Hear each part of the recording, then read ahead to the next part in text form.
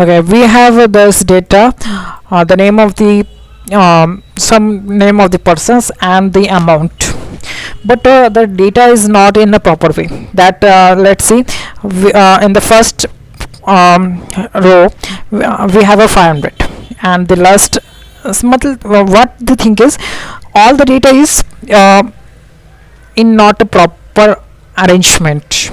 What I mean to say, that if this data if this number is of 8 digit, other are not 8 digit, some of 2 digit, 3 digit, and might be 4 digit. If you want in a similar manner, like a 8 digit way, so how can you do this? So there is a small trick for this.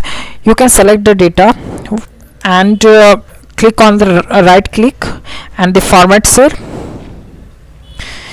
then custom, and add 0.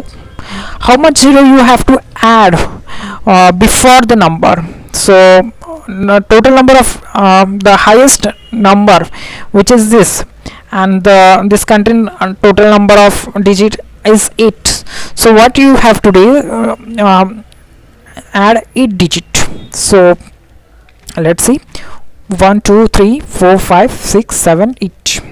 So we add 8 digit. Okay, so then press on the OK button. We'll get all the data in the similar pattern.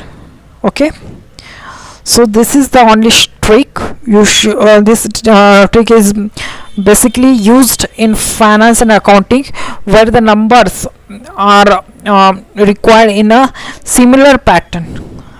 So this is very useful trick, and hope you understand a short trick. And in the next video we'll see the difference between VLOOKUP and HLOOKUP, how VLOOKUP is different from HLOOKUP, and what is the implication of VLOOKUP in a proper way. Okay, hope you like the video. If you're new to our channel, please subscribe our channel and don't forget to press bell icon button. Thank you.